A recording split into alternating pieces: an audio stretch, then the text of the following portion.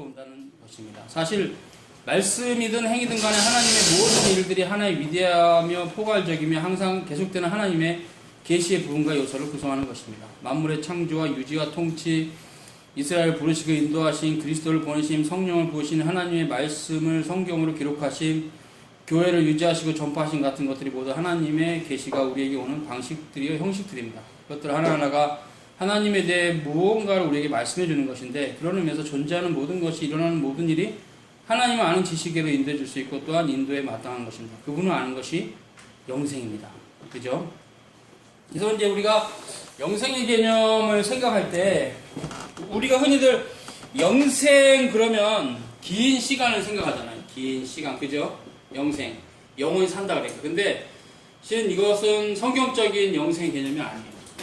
성경에서 말하는 영생은 하나님의 말씀을 아는 것이에요. 그러니까 즉 지식이 영생이에요. 그러니까 이제 개념들을 바꿔야 돼요. 요한복음 17장 3절. 영생은 곧 유일하신 참 하나님과 그의 보내신 자 예수 그리스도를 기노스코하는 것이다. 기노스코. 결국 영생하시는 하나님을 아는 것이 곧 영생이에요. 그러니까 영생은 시간 개념을 풀면 안 돼요. 시간은 항상 하나님 만드신 건데 시작과 끝이 있어요. 근데 영생은 시작과 끝이 없어요. 왜? 그 영생하시는 하나님과 우리가 이제, 그러니까 우리는 시작이 있죠, 당연히. 우리 시작은 있지만 성경에서 이제부터 영원까지 주를 찬송한다 했을 때 이제부터, 즉 시작이 있는 거예요. 다 탄생이 다 있어요, 우리는. 그러나 이제부터 영원까지. 그게 영생이에요. 하나님을 아는 지식이 곧 영생이에요. 영생과 지식이 일치할 때, 그러니까 칼빈이 잘 말한 노티티아데이, 하나님 아는 지식이 바로 영생이 된다는 거죠. 그러니까 그때 이제 이런 개념들은 야다와 항상 기노스코가 같이 가는데, 안다, 사랑한다. 이런 형태는 쉐마도 마찬가지인데, 이게 듣다, 순종한다. 이런 게 같이 가요, 히브리 언어는. 하나님을 아는 것은 하나님을 사랑하고자 아는 겁니다. 더 사랑하고자. 또 하나님 말씀을 듣는 것은 그 말씀을 순종하고자 듣는 겁니다. 이 통합적인 개념인데, 이제 현대인들은 많이 이걸 자르죠. 단지 지식 그러면은 흔히들 말하는 정보로서의 지식. 근데 그 성경에서 말하는 지식 그런 건 아니에요. 하나님을 알고 그분과 동행하는 삶까지 연결되는 지식을 말해요. 이게 영생이죠. 주님과 동행하니까. 영생하신 하나님과. 그 다음에 이제 그건 또 사랑한다라는 말과 연결이 돼요. 야다. 그리고 이제 쉐마도 순종과 연결돼. 이런 형태가 결국 히브리 언어가 갖고 있는 독특성인데, 이런 것들에서 이제 고대 그리스인들은 좀 낯설었죠. 그래서 사도 바울이 유대인들은 표적을 구하고 헬라인들은 지혜를 구하나 우리는 십자가에 달리신 그리스도를 따른다. 십자가의 도가 멸망한 자들에게 미련한 것이지만 하나님 믿는 우리에게는 하나님의 능력이다. 그게 중요한 거예요. 그래서 이 지식은 하나님의 말씀, 계시죠. 물론 이 계시는 일반 계시는 아니죠. 특별 계시로부터 오는 건데, 그것이 영생이에요. 하나님 아는 거. 그러니까 하나님 아는 것이 영생인데, 하나님 모르면 영생이 짧은 거죠.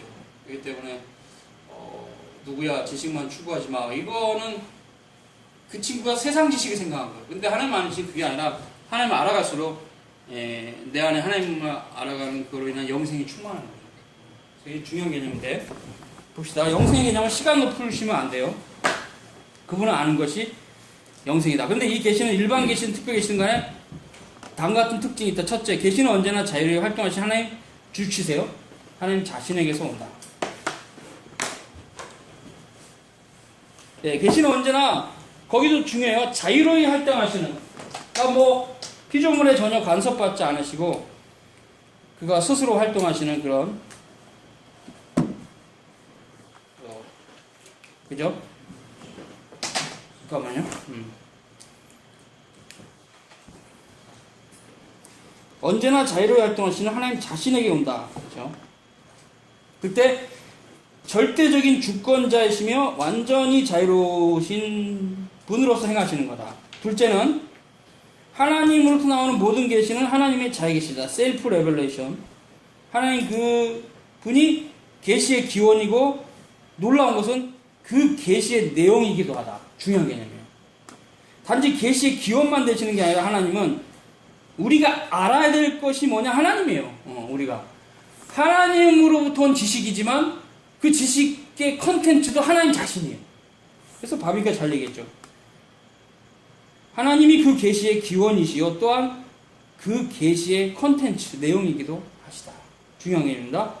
셋째로 하나님께로부터 나오며 하나님을 그 내용으로 하는 계시는 이야 이건 진짜 더 중요하죠. 하나님을 그 목적으로 둔다. 로마서 11장 36절과 연결되는 솔리데오 글로리아. 그죠? 하나님이 목적입니다. 하나님을 영화롭게 하는 것이 이 지식의 목적이에요. 이 계시는 하나님에 관한 것이요 하나님을 통하는 것이요 하나님에게로 가는 것이다. 그죠? 하나님을 위한 것이다. 동일한 개념인데 사람이 계시에서 중요한 위치를 차지하는 것은 물론이다. 그렇죠? 왜냐하면 이 계시를 이렇게 학습하고 찬송이나 기도를 통해서 하나님께 올려줄 수 있는 피조물은 이 땅에서는 사람밖에 없어요. 원숭이나 개는 못합니다. 그렇기 때문에 사람이 계시에서 중요한 위치를 차지하는 것은 물론이다. 계시가 인류에게 주어진 것은 그들이 주를 찾도록 하며 혹 그를 더듬어 찾아 발견하게 하기 위함이다. 그리고 사람들로 하여금 믿고 영생을 얻도록 하기 위해서 복음을 모든 사람에게 전파하는 것이다. 그러나 이것이 계시의 최종적이며 가장 높은 목적은 아니다. 오히려 사람이 하나님의 모든 역사하심에 대해서 합당한 영광을 돌리게 하기 위해서 그의 계시 속에서 하나님은 친히 찬송을 준비하고 계시며 그 자신의 이름을 영화롭게 하시며 그의 피조 세계 속에서 그 자신이 보이시는 앞에서 자신의 탁월한 모습과 완전하신 모습을 펼치고 계신다. 계시가 하나님에 관한 것이요 하나님을 통한 것이므로 그 목적과 목표 또한 그를 영화롭게 하는 데 있다. 한 번 더 반복하죠. 이처럼 하나님에 관한 것이요 그를 통한 것인 이 계시 전체는 그 중심점과 동시에 그 정점을 그리스도에게 두고 있다. 그리스도 이게 중요하고요. 하나님의 최고의 계시는 인자이신 예수 그리스도다. 계시의 절정이라고도 써주세요. 옆에. 예수 그리스도는 계시의 절정입니다. 그리스도는 태초에 하나님과 함께 계셨고 또한 스스로 하나님이셨던 말씀이 육신이 되신 분이다. 아버지의 독생자이시요 하나님의 형상이시며 그의 영광의 본체시요 그 본체 형상이시며 그를 본 자는 아버지를 보는 것이다. 그렇죠? 그리스도는 이러한 믿음으로 선다. 하나님께서 보내신 예수 그리스도 안에서 하나님을 알기를 배워왔다. 어두운 데서 빛이 빛이라 말씀하시던 그 하나님께서 예수 그리스도의 얼굴에 있는 하나님의 영광을 아는 빛을 우리 마음에 비추셨다. 이렇게 고린도후서에서 사도 바울이 얘기했습니다. 계시의 절정과 이제 계시의 핵심과 계시 시작에 대한 얘기를 좀 하시는데 이런 부분들은 굉장히 중요하죠. 바비크가 한 얘기예요. 계시의 핵심은 예수 그리스도다.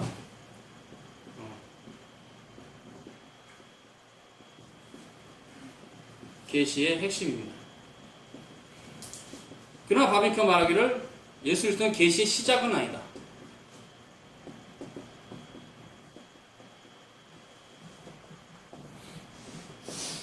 그렇죠. 계시의 시작은 성삼일체 하나님입니다. 계시의 시작은 그렇죠. 계시의 시작은 성삼일체 하나님. 그 하나님께서 그의 백성을 자신을 알리시고자 언약의 중보자로 예수 그리스도를 세우셨고 그리스도 안에서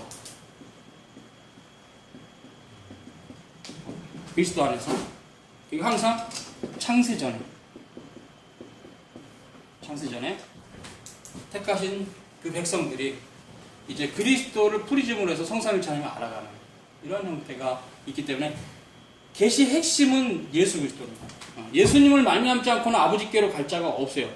요한복음 14장 6절. 그죠? 계시 핵심이면서 그렇죠. 하나님께로 가는 길이죠. 계시 절정이라고도 하고. 그래서 이제 우리가 성경을 대충 흐름적으로 봤을 때 예수 그리스도를 정점으로 했을 때 그렇죠. 모든 계시는 계속 창세기서부터 그리스도에게 향하고 있어요. 즉 모세 오경이 이제 기록 계시의 시작이라면 전선지서가 전개를 하고 시가서가 거기서 이제 어떤 신학적인 설명하면 후선지서는 완전히 아주 좀 이런 표현이 좀 그런데 노골적으로 그냥 분명하게 더 확실하게 그리스도에게로 계시를 끌고 갑니다. 그래서 그 그리스도의 메시아의 도래를 강하게 얘기합니다. 뭐 요엘서나 뭐 마찬가지입니다. 이사야나 예레미야나 이렇게. 그래서 그리스도가 오셔서 이 모든 구약의 아브라함 언약서부터 계속 흘러왔던 이런 계시의 정점은 예수 그리스도. 예수 그리스도를 향해서 계속 가고 있어요. 그리고 예수 그리스도가 완성하신 그 구원을 사도들을 통해서 온 세상에 퍼뜨리는 형태도 그리스도가 항상 정점이에요. 그래서 그리스도가 오셨기 때문에 이 계시의 절정인데 이 계시의 절정을 기록으로 남긴 게 신약 성경입니다. 그래서 이제 개혁 입장에서는 신약 성경이 구약 성경보다 더 권위적이다. 더 권위가 있다는 거예요. 그러니까 구약은 신약으로 해석해야 된다 이런 말이에요. 그래서 핵심은 예수님입니다. 여기는 모형과 그림자로 보였고 여기는 실체로 우리 가운데 드러났기 때문에 이분이 무엇을 하셨냐 복음서. 그 이분이 승천하신 이후에 성령이 오셔서 사도들이 무엇을 했냐 행전. 그리고 바울서신, 공동서신, 계시록 이렇게 대충 이렇게 가면서 신약성경 전체가 마무리되는 형태가. 그래서 결국 계시록 마지막까지 신약성경은 그렇죠. 더 분명하게 그리스도가 드러났죠. 그러니까 신약성경 전체 핵심이 그리스도예요. 그러나 방금 그 얘기한 대로 시작점은 아니다. 그리스도는 시작이 아니다. 성삼위일체 하나님이 시작이다. 정리되죠? 그래서 이런 형태 안에서 이제 세세한 걸 오늘 배우지 않겠지만 흐름들은 여러분이 항상 그리스도를 중심적으로 생각해야 돼. 그러나 항상 그리스도 중심적이다 했을 때 삼위일체 하나님을 빼고 생각하면 안 돼요. 왜? 계시가 삼위일체 하나님으로부터 왔기 때문에 그 계시의 목적이 삼위일체 하나님이에요.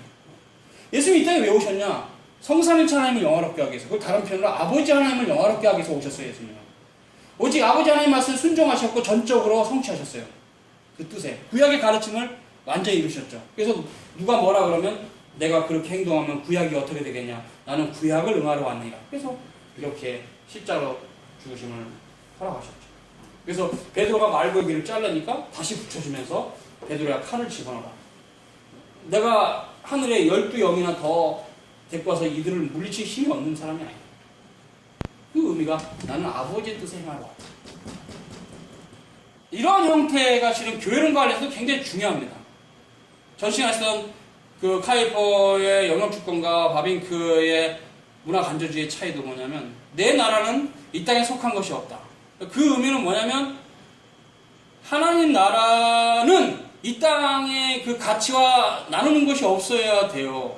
그러니까 예수 믿고 부자 된다는 말이 왜 성경적이지도 않고 별로 기독교 본질이 아니냐면 예수를 안 믿고도 부자가 될 수 있기 때문에. 그러니까 예수 안 믿고도 될 수 있는 것은 기독교적인 것이 아닌 거죠. 즉 하나님 나라는 아니라는 얘기예요. 하나님께서 주시는 것이긴 주시는 것이지만 예수 믿고 부자 될 수 있습니다. 그걸 부정하자는 게 아니라 예수 믿고 부자 되는 게 예수를 믿는 목적은 아니라는 얘기죠. 하나님 나라는 아니라는 얘기죠. 부자가 되는 거죠. 그죠? 다 정리하면 그리고 불신자가 아무리 노력해도 얻을 수 없는 게 뭡니까? 생각해 보세요. 자, 건강. 불신자가 노력하면 얻을 수 있습니까? 없습니까? 있죠. 부자가 되는 거. 불신자가 노력하면 얻을 수 있습니까? 없습니까? 있죠. 좋은 대학 가는 거. 불신자가 얻을 수 있습니까? 없습니까? 있죠. 그죠? 그죠? 좋은 배우자 만나는 거. 아들 건강히 나는 거. 그래서 아들 건강하게 해갖고 서울대학 보내는 거. 불신자가 할 수 있어 없어요? 하나님 나라가 아니라는 얘기예요. 그러니까 참된 신자는 바로 세상이 범접할 수 없는 하나님 나라가 있어야 참된 신자라는 얘기예요. 여러분 고민하면 여러분 자신을 보고 세상에 따라올 수 없는 믿지 않고는 도무지 가질 수 없는 게 있어요. 여러분 안에? 없으면 바울의 얘기 그대로 쓸게 너희는 버리운 자이다. 있어야 돼. 이게 정상이에요. 그래서 집사가 되는 직분의 디모데서에 보면 믿음의 비밀을 가진 자라 할지니 왜 바울이 그 말을 썼겠어요? 그냥 지금의 신자들은 뭡니까 이게 도대체? 부자만 되려고 그러고 부자가 대표해서 예수를 믿고 뭐 하자는 거예요 도대체가? 그게 하나님 나라가 아니에요. 여러분이 세상에 어떤 사람도 따라올 수 없는 나만의 예수를 믿었기 때문에 나만이 갖고 있는 게 있어야 돼. 세상이 따라올 수 없는 그게 하나님 나라입니다. 여러분은 있어요? 그럼 여러분은 하나님 나라가 있는 거예요. 없어요? 그럼 여러분 아직도 하나님 나라가 없는 거예요. 내가 승진하면 입이 대발이 나와. 그럼 나만 그래? 불신자도 그래. 그런 걸 하는 나라가 아니야. 세상이 따라올 수 없는. 내가 예수를 믿었기 때문에 나만이 갖고 있는 거. 아니 예수 믿는 사람만 갖고 있는 거. 그게 하나님 나라예요. 그게 뭔지 좀 생각해 보세요.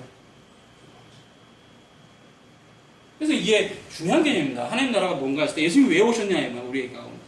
근데 지금 교회는 이상하게 너무나 세속화돼가지고 예수 믿고 부자 되겠다, 건강하게 살겠다, 웰빙, 힐링 목회 다 잘못된 겁니다.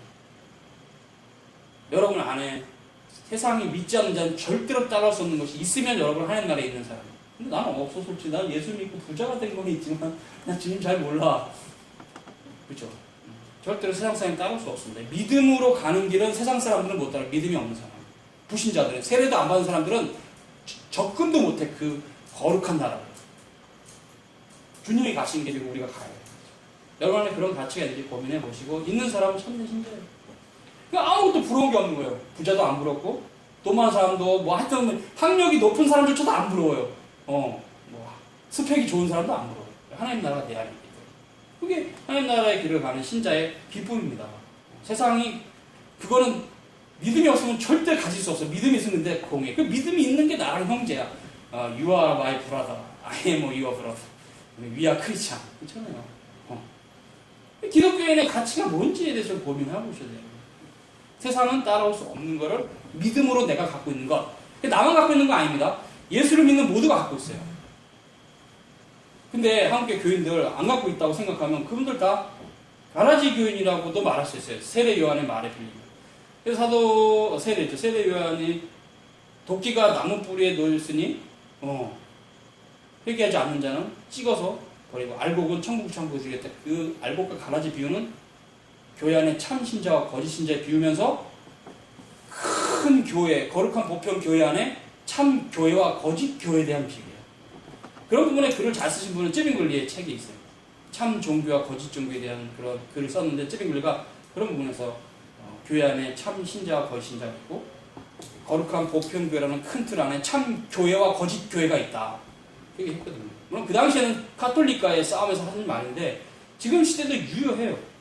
정말 참신자가 있는 것인지 우리 시대는 찾기가 희귀한. 왜냐하면 그냥 물어보면 되잖아요. 너 예수 안 믿는 사람이 절대 가질 수 없는 거 하나라도 갖고 있냐? 그게 있으면 그 사람은 참신자 맞습니다. 저는 그게 뭡니까? 예수를 안 믿는 사람은 절대 가질 수 없는 거, 믿음으로만 갈 수 있는 거, 예수 그리스도. 예수 그리스도는 믿음으로만 가질 수 있어요. 예수님을 가질 수 있는, 믿는 자에게, 영접하는 자에게 하나님의 아들의 자녀가 되는 권세를 주다. 그것은 불신자가 절대 못 가져요. 그렇죠? 그러니까 예수를 믿는 거예요. 이게 좀 쉬운 말 같지만 이게 어려운 말이에요. 많이 생각해 보셔야 돼요. 나 예수 믿습니다. 이런 식이 아니라 예수를 믿어서 예수님과 동행하는 그런 은총이라는 그것은 세상이 믿음이 없으면 못 오는, 아무도 믿음으로만 하는, 그게 바로 하나님 나라예요. 믿음으로만 갈 수 있는 나라가 하나님 나라예요. 우리 어떤 행위로도 갈 수 없어요. 인간의 허접한 행위 하나님 받으시잖아요. 너가 믿음이 있냐? 그 믿음 따라 사느냐? 이거 순종을 요구하시는 형태 있을 뿐이 없죠. 그래서 정리 다시 하지만 믿음은 뭐냐? 참된 지식이 기초해야 되고 행함은 뭐냐? 순종이에요. 이거 없으면 참된 믿음이 다시 정리하지만 너가 행하기 전까지는 믿음이 없다고 생각해라. 왜? 너 믿음이 열매로 나타나지 않습니다. 누가 아느냐? 하나님 아시고 네가 안다. 그래서 우리가 그런 마음을 가지고 이제 세상이 공유할 수 없는, 공유하고 싶어도 그런 것을 우리가 가지고 믿음으로 살아가면서 성도가 서로 교제하는 거. 이게 사도 신조가 얘기하는 성도의 교제예요. 그 교제를 하십니까? 교제가 안 된다고요? 그럼 교제가 되는 사람을 찾아서 모여있는 교회가 개혁교회입니다.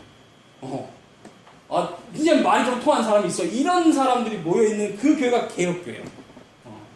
근데 교인은 100명이 모여있는데 이름은 개혁교회라고 써있는데 말이 안 통해. 순복음교회도 여기 많고 막 100명이 넘는데 그건 그 개혁교회가 아닙니다. 개혁교회는 개혁신앙으로 모인 신자가 있는 교회가 개혁교회. 개혁교회를 참으로 신앙생활하는 사람들만 모여있다면 이게 그런 성도의 교제가 안 될 수가 없죠. 하나님 나라에 대해서 서로 교리적으로 일치하고 신앙 고백에 일치하면서 같이 갈 수가 있어요. 그게 웨스는 신앙 고백이 장로교회. 정말 훌륭한 교리고. 그래서 이제 그런 부분을 그렇게까지 설명하고 좀 돌아갑시다. 다시 어디죠? 거기. 봅시다. 그렇죠. 어두운데 거기 있죠. 계시의 절정 얘기하다가 좀 길어졌는데. 그래서 태초에 하나님과 함께 계셨고 스스로 하나님이시던 말씀이 육신이 되신 분. 이런 형태는 이제 언약의 중보자로서 되신 겁니다. 원래는 삼일체 하나님의 한 위격이지만 두 번째 위격이 인성과 결합되셔서 중보자로 오신 분이죠. 그래서 그 빌립보서에 자기를 비워라는 것은 신성이 없어졌다는 표현은 아니고 인성을 취하셨다는 표현을 그렇게 한 거니까 오해를 하면 안 돼요. 통과. 하나님의 말씀의 빛으로 모든 것을 보는 그리스도는 절대로 그의 안목에 편협하지 않다. 그래서 그 펀더멘탈은 심각합니다. 참으로 하나님 말씀이 풍성한 사람은 그 안목이 편협하지 않다. 그는 마음과 정신이 넓다. 그는 자신이 그리스도의 것이요 또한 그리스도는 하나님의 것이므로 온 땅 전체를 바라보며 그 모든 것을 자기 것으로 삽니다. 그렇죠. 그래서 윌리엄 트위스의 예정론에도 잘 나와 있지만, 그렇죠. 우리가 세상에 구걸할 게 없다. 세상은 우리 거다. 우리는 하나님의 거다. 우리는 하나님을 생각해라. 그 트위스가 그 말 상당히 어록이 될 만큼 귀한 말인데 그 말을 했죠. 그리스도 안에 나타난 하나님의 계시 덕분에 그가 생명과 구원을 얻는 계시가 특별한 성격을 지니고 있다는 그의 믿음을 소리할 수 없다. 이러한 믿음 때문에 세상에서 배제되는 것이 아니라 오히려 자연과 역사 속에서 하나님의 계시를 추적하고, 거기 줄 치세요. 진선미를 분별하고 그것들을 사람들의 거짓되고 제약된 혼합 물들과 분리시키는 수단을 사용하는 그런 위치에 있게 되는 것입니다. 자, 중요한 얘기예요. 그 믿음 때문에 우리가 세상에서 배제되는 게 아니라 자연과 역사 안에 있는 하나님의 계시를 추적해서 일반 계시도 우리가 더 알아가는 데 도움이 된다는 얘기예요. 그런데 우리가 추구하는 건 일반 계시가 아니고 특별 계시니까 진선미를 분별하고, 그래서 진리와 선과 아름다움은 같이 가는 형태 이렇게 정리했습니다. 그리스도는 하나님의 계시를 일반 계시와 특별 계시로 구분합니다. 일반 계시는 하나님께서 일상적인 현상과 일상적인 사건의 경로를 사용하시고, 특별 계시에서는 비범한 수단들, 예언, 이적 등을 사용하셔서 사람에게 자기 자신을 알게 하시는 경우가 많습니다. 일반 계시의 내용은 권능, 지혜, 선하심의 속성들이요 특별 계시의 내용은 거룩하심, 의로우신, 자비하심과 은혜다. 전자는 모든 사람들을 향한 것으로 일반 은혜를 수단으로 하여 제 분출을, 거기도 중요하죠. 일반 계시의 기능 중에 하나입니다. 제 분출을 억제하는 역할. 그죠? 이거는 좀 더 설명을 드리고 가야 될 필요가 있어서 좀 설명을 하면은,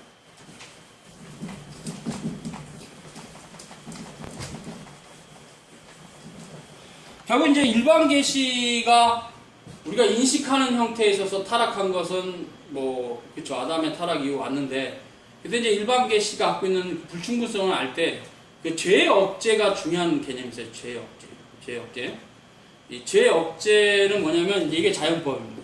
왜 하나님께서 타락한 인간에게 여전히 자연법을 남겨두셨고 자연의 빛은 여전히 우리 안에 있는가? 그것은 뭐냐면 죄의 억제예요.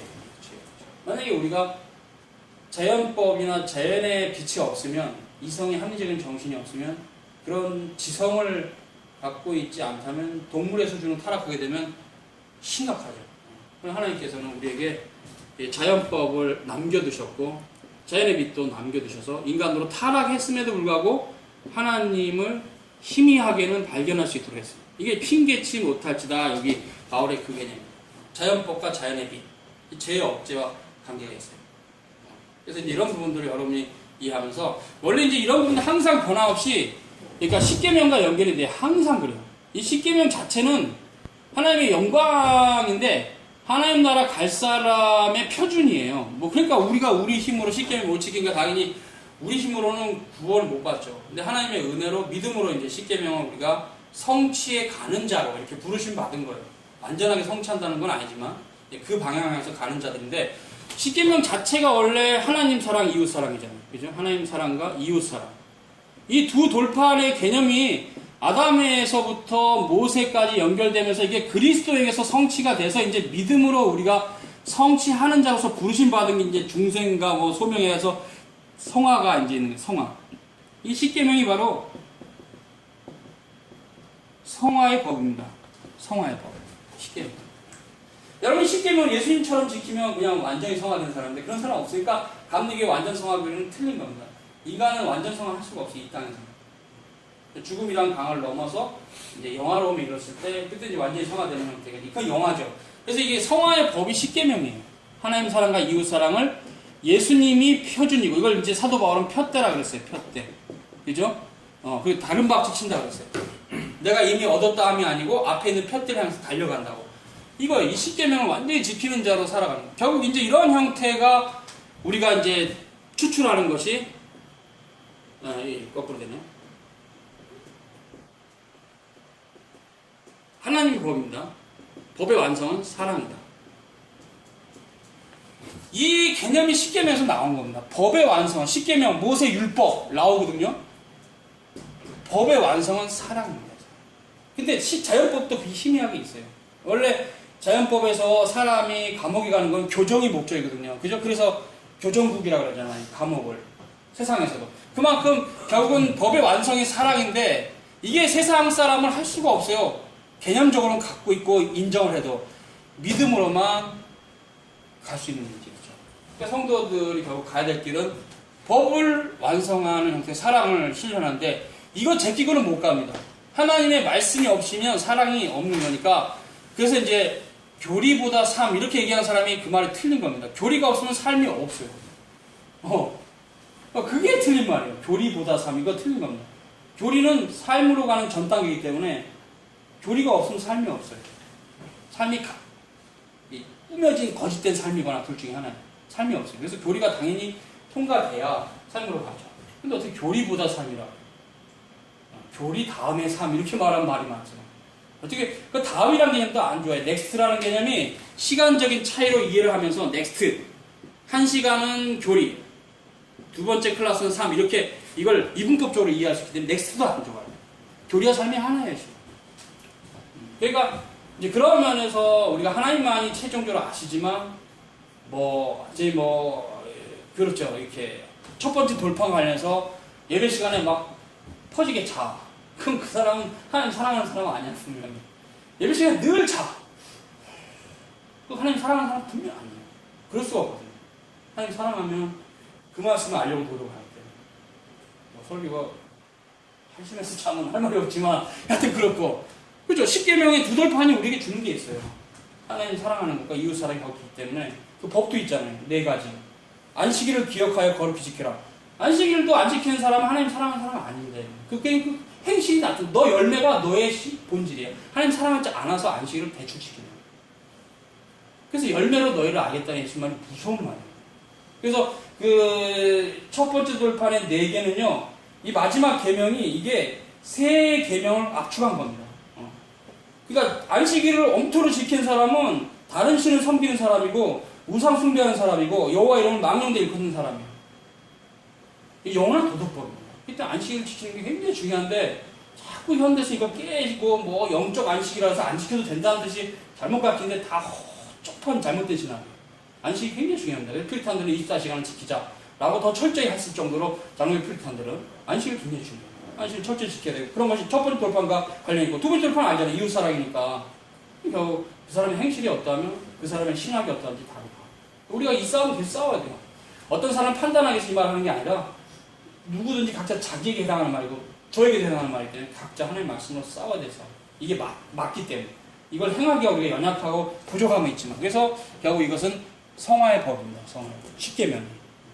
그죠? 그래서 율법사가 말은 잘했잖아요. 이거 2개로 요약해보라 그러니까 율법사가 하나님 사랑하는 것과 이웃 사랑하는 거라 했더니 네가 진리에 가깝다 할 때 예수님께서. 그러니까 이런 거를 안다는 게 중요한 게 아니라 행한다는 게 진짜 힘든 거예요. 율법사도 알잖아요. 십계명을 2개로 나누면 하나님 사랑과 이웃 사랑인 거죠. 근데 그 의미가 뭔지 아세요? 결국 십계명의 실체는 예수 그리스도입니다. 그걸 지킬 수 있는 사람이 없어요. 예수님 외에는. 그래서 그렇기 때문에 십계명의 실체는 예수 그리스도고 예수님이 그 십계명을 완성하셨기 때문에 우리는 믿음으로 이제 그렇죠. 완성하신 그 십계명을 영원한 도덕법으로 가슴에 품고 당위법으로서 우리가 그죠 삼고 가는 거예요. 당위법 알죠? 당위법이라는 게 뭐냐면 영어로 must be예요. 반드시 지켜야 하는데요. 근데 우리는 지금 여기 있어요. 우리는 지킬 수 있어요? cannot do. 지킬 수 없어요.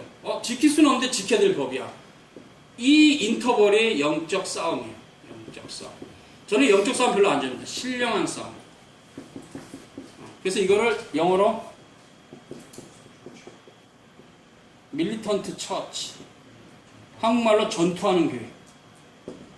하나님의 교회는 지상에서는 끝없이 싸워야 돼요. 죄와 어둠과 무지와 계속 싸워야 돼요. 무지하고 싸우는 거 굉장히 큰 싸움입니다. 계속 싸워야 돼요. 이러면서 우리 한국교회는 지금 실패하고 있지 않나. 무지하고 안 싸우잖아요. 뭘 모르는지를 몰라, 지가. 어디서 헤매고 있는지 모르는데 다 안다고. 나는 이제 지식은 필요 없어. 삶으로. 나의 삶으로 주님께 뭘 드리겠다.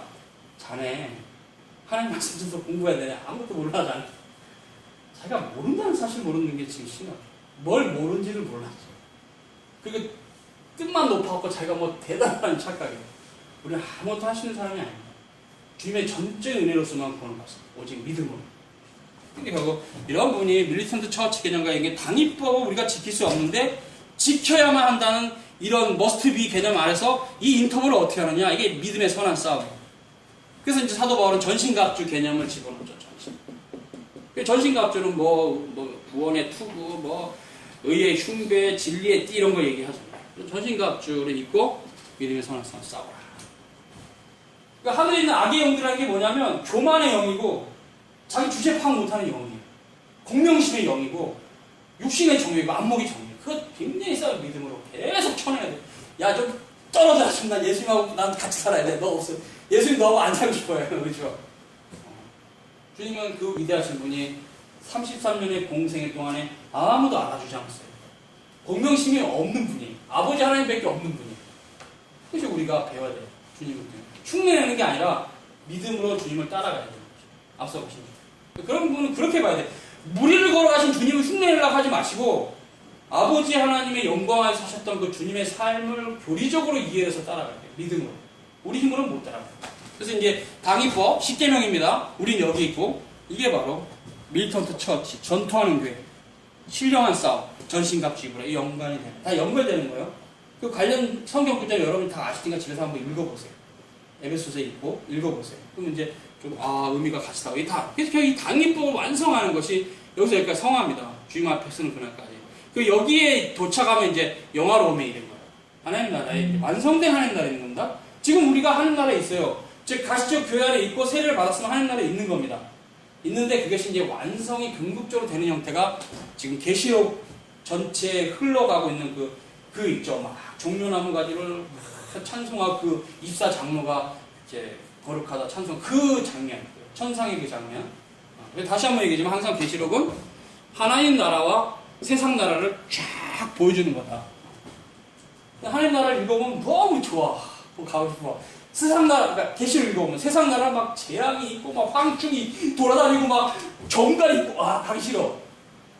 그 계시록을 기록해서 우리가 하나님 나라를 더 사모하고 또 우리는 하나님 나라 갈 사람이니까 이 세상 나라에 미련을 두지 말라고 보여준 거예요. 계시록이 무선적인 기록이 아니라 영광의 기록이고 찬송의 기록이에요. 다만 우리에게 주는 경고는 세상 나라를 좋아하지 마라. 이게 바로 세상 나라의 결국이라고 보여주는 거예요. 막 무적에서 막 귀신이 올라오고 그런 거 별로 안 좋아요. 세상 나라는 그냥 하나님 나라의 백성입니다. 이미 세례를 받을 때부터 하나님 나라의 백성으로 선택된 거예요.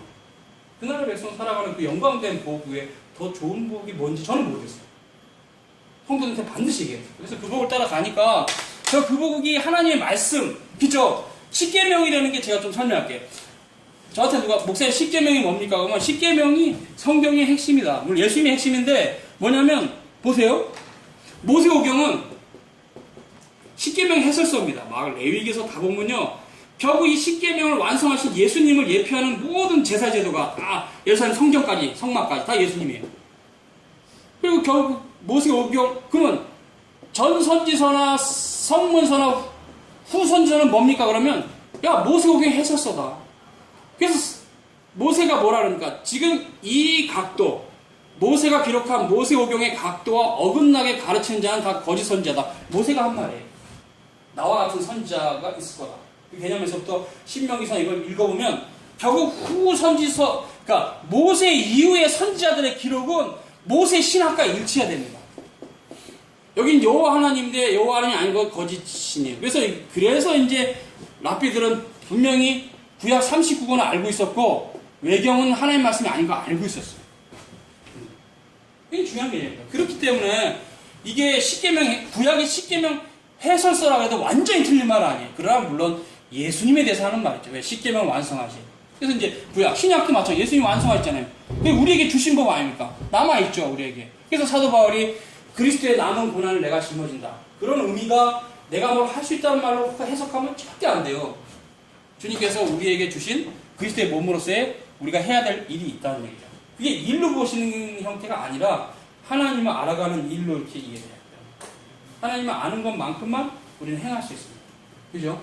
쉽게 얘기해서 교통법규를 10개를 알아야 되는데 내가 5개밖에 몰라. 그럼 5개 못 지켜요, 내가. 세상의 교통법규도 그런데 하나님 아는 지식도 마찬가지예요. 아는 만큼은 행할 수 있어요. 하나님 아는 지식이 짧을수록 박약할수록 하나님 뜻을 행할 수가 모르니까 지가 뭘 틀리고 있는지를 모르고 꾸적꾸적 딴 데로 가니까.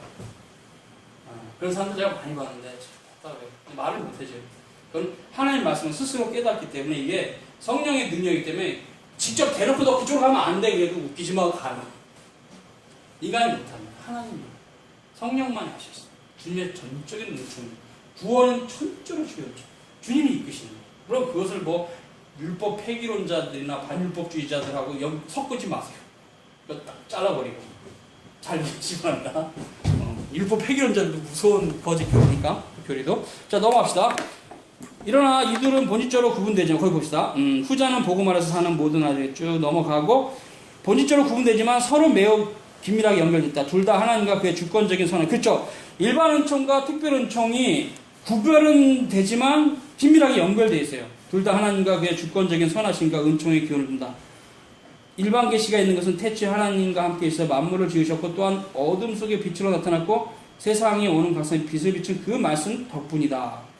특별 계시도 그 동일한 말씀이 그리스도 안에서 육체를 입고 이제 은혜와 진리가 충만하게 된 덕분이다. 두 계시 모두 은혜가 그 내용이다. 그거 줄치세요. 은혜가 그 내용이에요.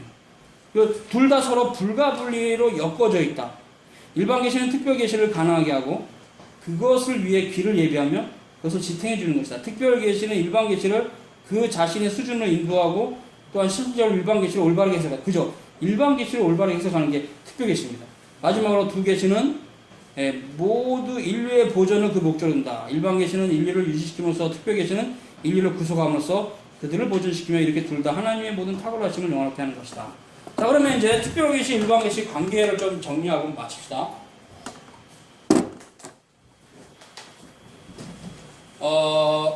일반 계시는 설명하면 이제 여러분이 이해가 다 될 줄 믿어요. 창조에 속한 우리와 불신자들 모두가 공유하는 것, 이게 일반 계시입니다. 근데 다 하나님께로부터 온 거예요. 됐죠? 그죠? 그러니까 A라는 친구가 키가 뭐 170이고 뭐 B라는 친구가 180이고 175다. 그 하나님께로 온 거잖아요. 뭐 어떻게 하겠어? 하나님의 유전적인 요소나 모든 게 결정돼서 그렇게 된 거니까. 뭐 뚱뚱하다, 작다, 체질적으로 이런 게 말랐다 이런 게 다 하나님께로 온 거란 말이에요. 그래서 일반 계시는 신자와 불신자 구분 없이 모두가 동일하게 누리는 것 일반 계시. 됐죠? 근데 이거 기억하세요. 특별 계시는 일반 계시 위에 있다. 이해되셔야 됩니다, 이게. 특별 계시는 일반 계시 위에 있다. 위에 있어요. 그러니까 뭐야? 일반 계시가 없어지면 특별 계시가 있을 수가 없습니다. 이해하셔야 됩니다. 좀 설명드릴게요. 보세요. 자, 히브리어. 이걸 뭐라 그래요? 뭐라 그래요? 문자. 문자죠, 히브리어. 그죠? 히브리어. 이거 일반 계시입니까? 특별 계시입니까? 히브리어. 일반 계시. 그렇죠. 잘 보세요. 이거 헷갈릴 수 있어요. 이게 일반 계시입니다. 일반 계시, 일반 은총. 자, 일반 계시는 불신자도 학습하면 얻을 수 있습니다. 제가 예전에 텔레 봤을 때 고대 셈저거를 공부했던 어떤 불신자 학자가 히브리어를 잘하더라고. 목사보다 더 잘해. 그죠? 공부하면 되는 거예요, 히브리어. 예수 안 믿고. 히브리어 자체는. 그죠? 그렇지만 히브리어 성경을 통해서 하나님을 아는 것은 믿음이 있어야 알 수 있는가, 믿음 없어도 알 수 있는가, 하나님. 안 되죠. 믿음이 없으면 하나님 모르죠. 그러니까 결국 이거 히브리어 성경을 통해서 하나님을 아는 거, 이건 특별 계시입니다. 이건 믿음으로만 할 수 있어요. 신자들만 할 수 있어요. 예수님의 백성만. 그러니까 결국 일반 계시 위에 특별 계시가 있다는 건 이런 개념이에요. 그러니까 정리를 다시 해드리죠. 뭐 그렇게 꼭 하라는 건 아니지만 영어를 못하는 사람보다 영어를 잘하는 사람이 하나님 말씀 더 깊게 이해할 수가 있습니다. 물론 그렇다 해서 그것이 어떤 올바른 교육을 안 받고 자기 마음대로 성경 보는 사람 많고 똑같은 선상에 섰을 때는 영어를 잘하는 사람이 영어 못하는 사람보다 하나님 말씀 깊게 볼 수 있습니다. 히브리 헬라어도 마찬가지예요. 할 수 있으면 하는 사람이 못하는 사람보다 더 성경을 깊게 볼 수 있습니다. 올바로 교육 받았다는 전제 하에서는 똑같은 조건 하에서는. 이게 왜요? 일반 계시가 극대화될수록 특별 계시가 굉장히 활성화됩니다. 그래서 바빌크를 철학이라고 얘기하는 사람들 그 머릿속에는 일반 계시가 뭔지를 모르는 거예요. 그게 펀더멘탈이에요. 근본주의. 조영진 잘 알 거예요. 근본주의자들이 학문성이 엄청 떨어지면서 일반 계시가 너무 박약하니까 특별 계시도 굉장히 박약해요. 그게 이단들이. 말도 안 되는 진짜 어이가 없어. 어이가 없죠. 뭐 신천지 얘기합시다. 걔네들이 과연 주경신학을 알아서 헬라 히브리어를 다 풀어하고 그런 교리를 만들었을까? 한글 성경만 보고 만들었을 확률이 많아요. 영어도 안 보고. 이런 게 바로 일반 계시가 박약하면 특별 계시가 굉장히 박약해지면서 교회사 쪽으로는 이단들이 많이 나와요. 그래서 일반 계시 중요합니다. 근데 자유신학자들은 뭐냐면 히브리어 잘해요. 헬라어도 잘해요. 일반 계시는 엄청나게 극대화되어 있는데 믿음이 없어. 그러니까 이 특별 계시가 해석이 안 돼. 이게 바로 일반 계시와 특별 계시의 관계입니다. 이해되죠? 그죠? 자, 내가 돈이 많습니다. 그러면 돈이 많은 건 일반 은총입니까? 특별 은총입니까? 일반 은총이죠. 그죠? 근데 그 돈을 주를 위해서 쓰면 믿음으로 하나님 영화롭게 돼요. 그죠? 이게 믿음이 없으면 돈이 많아도 구제를 한다거나, 그쵸? 하나님을 위해 절대로 돈 안 내. 내 미쳤어? 내 돈 클럽에 가서 춤출 때 쓰지. 그치? 왜 가난한 자를 내가 왜 도와? 지가 벌어먹지 이렇게 해서 절대 안 돼. 믿음이 없습니다. 믿음이 없는 사람이에요. 그래서 야고보서 뭐라 했어요? 하나님 앞에서 참된 경건은 뭐냐? 고아와 과부를 그 환란에서 돌아보고 자기를 지켜 세속에 물들지 않는 것이다. 보지. 고아와 과부를 환란에서 돌아보는 게 경건한 자라고.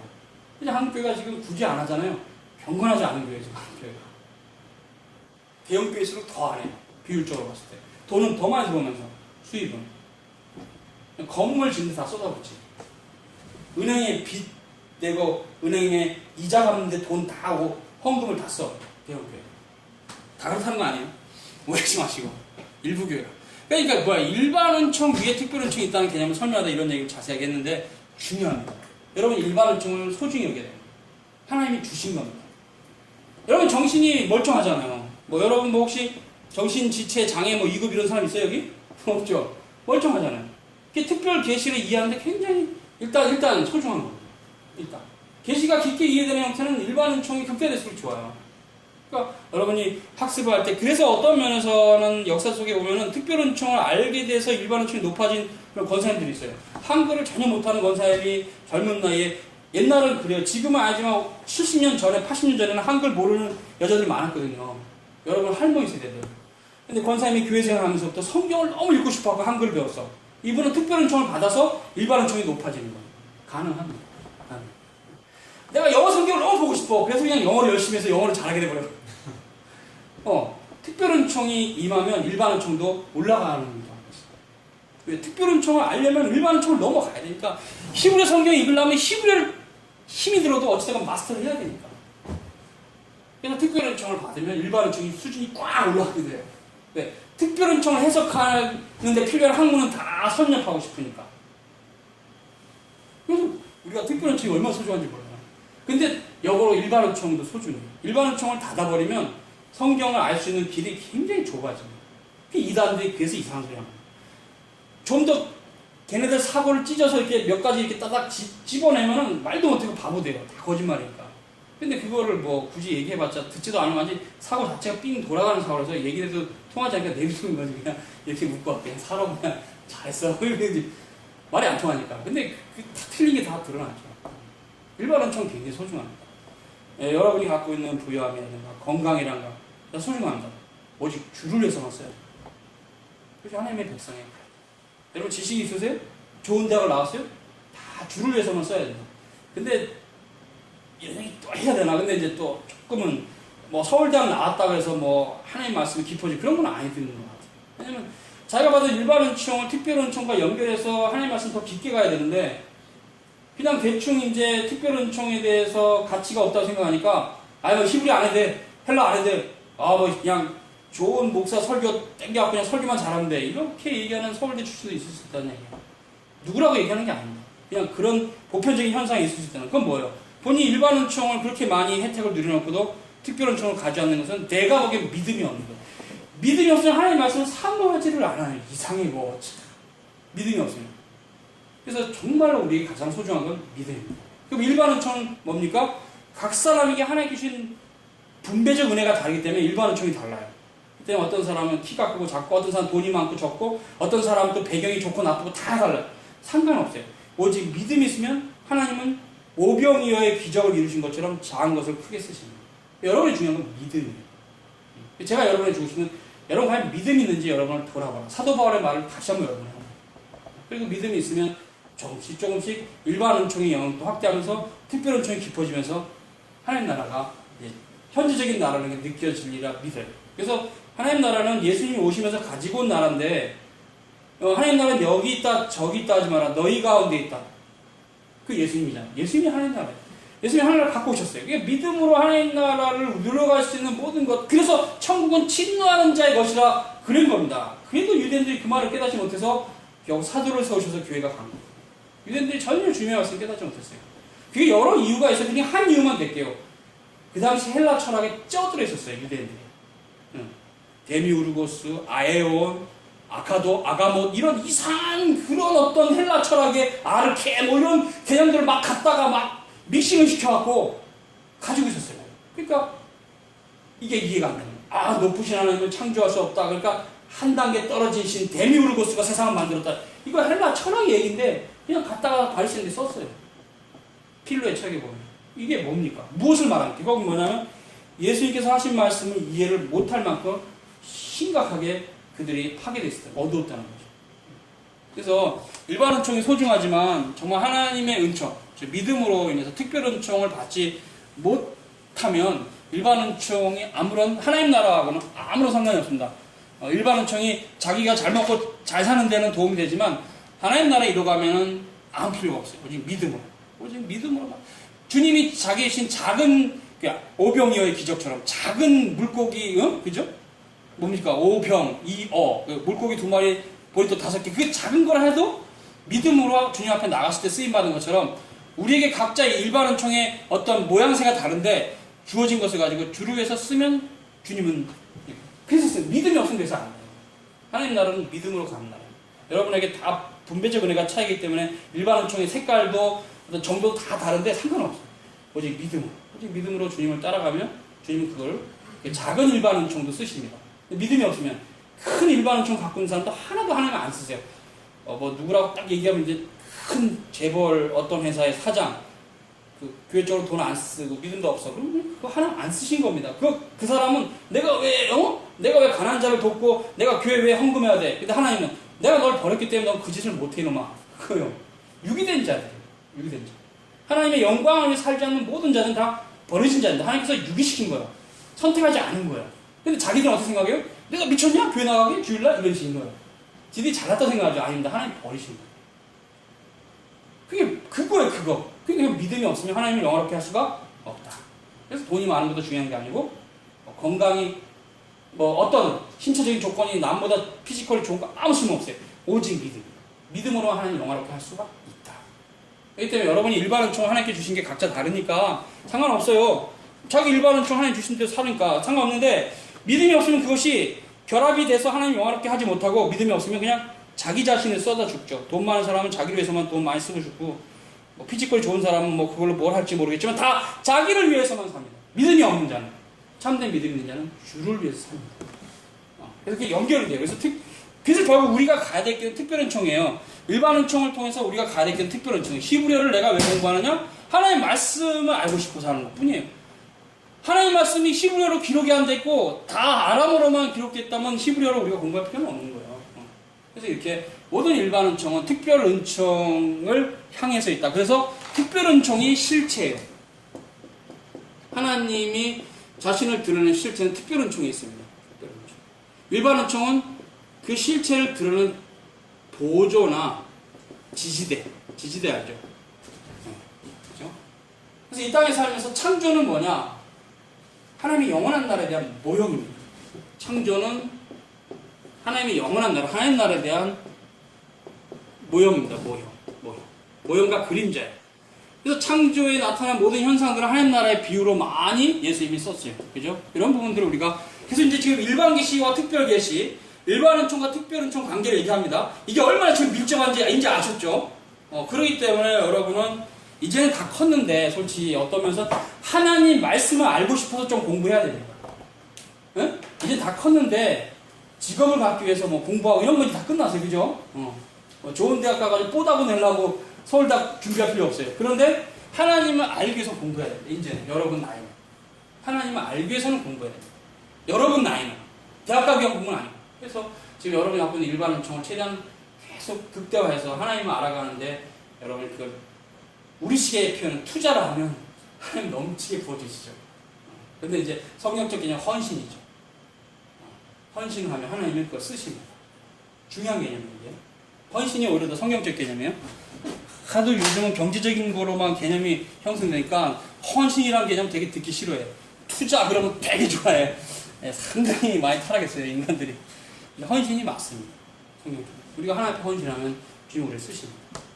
여러분의 의지나 노력으로가 아니고 믿음으로. 오직 믿음. 됐죠? 이해가 됐죠? 그래서 오늘 여기까지 정리합시다. 일반 은총과 특별 은총 관계를 잘 좀 이해를 해주시고 자세한 건 우리가 또 식사하면서 얘기할 테니까 기도하겠습니다.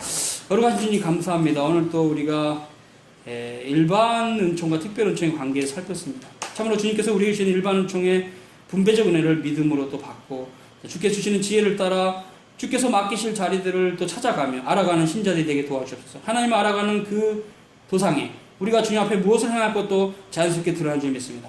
주님을 알아가는데 우리가 더더욱 힘을 쓰게 하시고 또 주님을 알아감으로 내가 무엇을 행하는 것까지도 주님을 더더욱 알기 위한 방편인 줄 믿습니다.